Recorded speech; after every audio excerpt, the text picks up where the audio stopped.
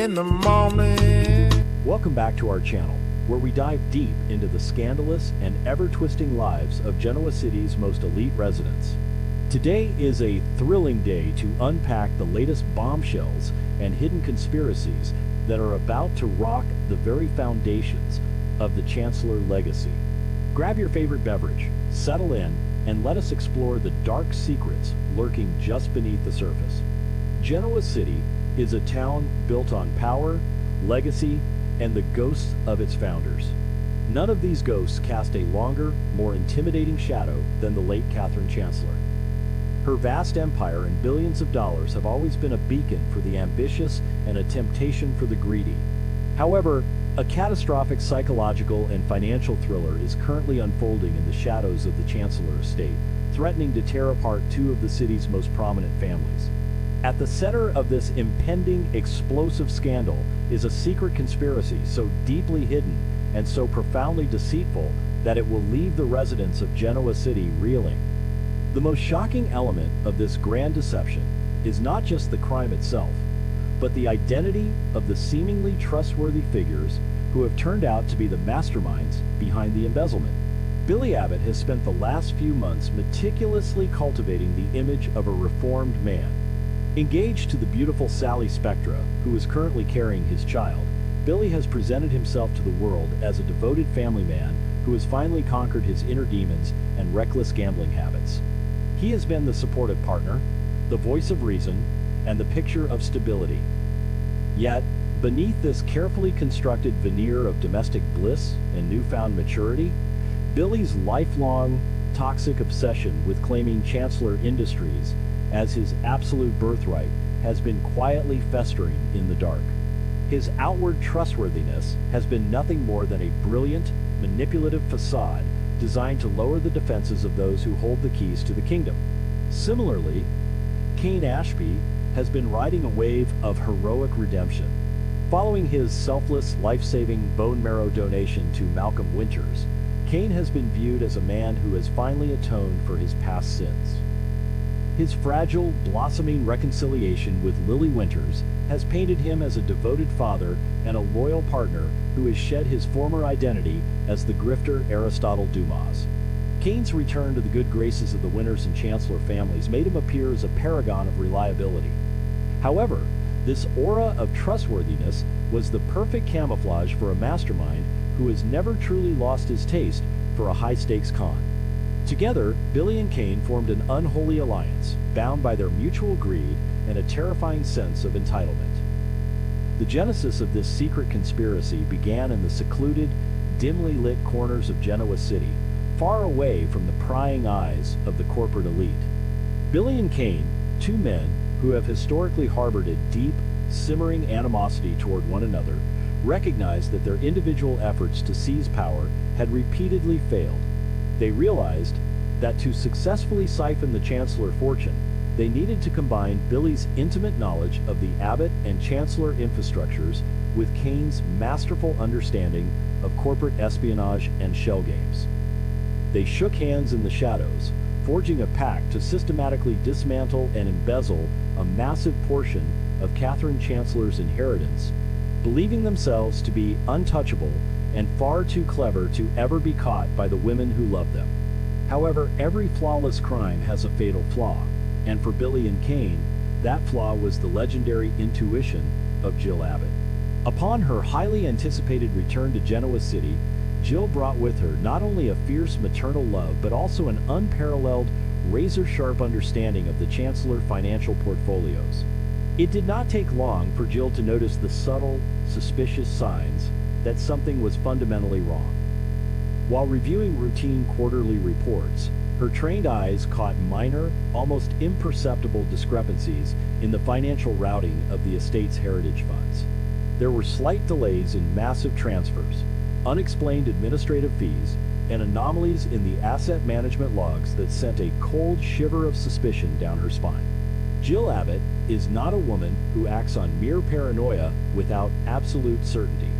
Realizing the devastating implications of her suspicions, she chose to operate in complete secrecy. She did not confront Billy, nor did she alert Lily or the authorities. Instead, Jill launched a covert investigation, operating entirely in the shadows to protect the family name while she hunted for the truth. She quietly hired a top-tier, fiercely discreet private investigator, instructing him to follow the digital paper trail and track the physical movements of the two men she suspected. Jill's heart ached with the agonizing possibility that her own son and the man she once viewed as her greatest protege were actively robbing the legacy she had fought her entire life to protect. The private investigator's findings were nothing short of a catastrophic nightmare.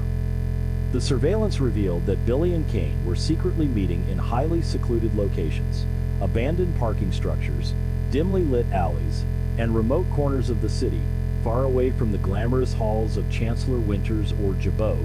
The investigator captured high-definition photographs of the two men exchanging encrypted flash drives, forged legal documents, and burner phones.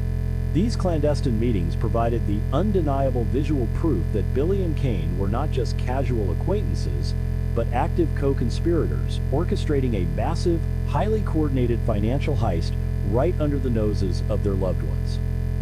As the investigator dug deeper into the digital footprint, the sheer scale and brilliance of the embezzlement plot were laid bare. The evidence showed that Billy and Kane were actively exploiting highly obscure legal loopholes buried deep within the labyrinthine clauses of Catherine Chancellor's original will. They had weaponized their insider knowledge to bypass the automated security protocols of the estate. By creating a complex, virtually untraceable web of transactions, offshore accounts, and dummy corporations, they were systematically siphoning millions of dollars. They routed the stolen inheritance through a dizzying maze of international banks, effectively washing the funds before funneling them into their own private, hidden reserves. The psychological toll on Jill Abbott, as she reviewed the thick, damning dossier, was profound. Sitting alone in her study, surrounded by the ghosts of her past, Jill wept for the son who could never conquer his greed, and for the man who had thrown away his ultimate redemption. But Jill's grief quickly morphed into a cold, terrifying rage. The betrayal was absolute. Billy and Kane had not just stolen money, they had desecrated Catherine's memory and made a fool of Jill. Wiping her tears, Jill transitioned from a heartbroken mother into the ruthless, formidable corporate matriarch that Genoa City had long feared. She meticulously planned her counterattack, determined to deliver justice with absolute, unflinching precision. To execute her trap, Jill orchestrated a seemingly innocent gathering. She summoned Billy and Kane to the Chancellor Mansion, framing the meeting as an exclusive, celebratory dinner to discuss the future expansion of the company and their potential roles within the new hierarchy. The dramatic irony of the situation was palpable. Billy arrived with a smug, confident smile, likely thinking about the empire he was slowly stealing, while Kane walked in exuding the false humility of a redeemed hero. They sat at the grand mahogany table, completely oblivious to the fact that they were walking directly into a meticulously prepared execution of their reputations and their freedom. The confrontation began with chilling subtlety.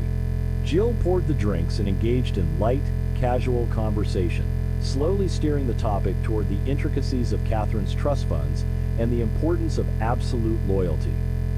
She watched with a predator's gaze as Billy and Kane maintained their composed facades, nodding in agreement and offering hollow platitudes about honoring the Chancellor legacy. Then, the atmosphere in the room shifted violently. Jill's tone dropped to a lethal whisper as she casually mentioned the specific names of the offshore shell companies they had created.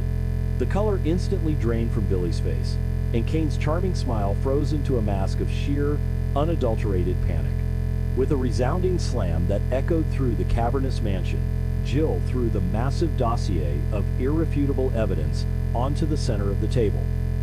The glossy surveillance photos of their secret meetings spilled across the polished wood, alongside bank routing numbers, forged signatures, and the detailed blueprints of their complex transaction web. Jill's voice thundered with righteous fury as she confronted them with the undeniable proof of their crimes. She systematically dismantled their lies, leaving them no room for denial, no space for excuses, and no path for escape. Billy and Kane were left stammering. utterly paralyzed by the realization that their brilliant, foolproof conspiracy had been entirely exposed by the very woman they thought they had outsmarted. The immediate fallout of this explosive confrontation will send catastrophic shockwaves through the emotional lives of the women who trusted them. Lily Winters, who had just opened her heart to Kane again after his life-saving surgery for Malcolm, will be utterly shattered. The realization that Kane's redemption was nothing more than a convenient cover for grand larceny will permanently destroy their fragile reconciliation. Similarly, Sally Spectra, who is navigating a high-risk pregnancy, will have her dream of a stable family with Billy violently upended. But the devastation extends far beyond broken hearts. Jill has made it abundantly clear that she will not protect them from the law. By exploiting legal loopholes and embezzling millions, Billy and Kane have committed severe corporate espionage and wire fraud. They are now staring down the inescapable threat of federal prison sentences, their reputations permanently annihilated in absolute devastating ruin. Ultimately, the unmasking of Billy Abbott and Kane Ashby serves as a dark, chill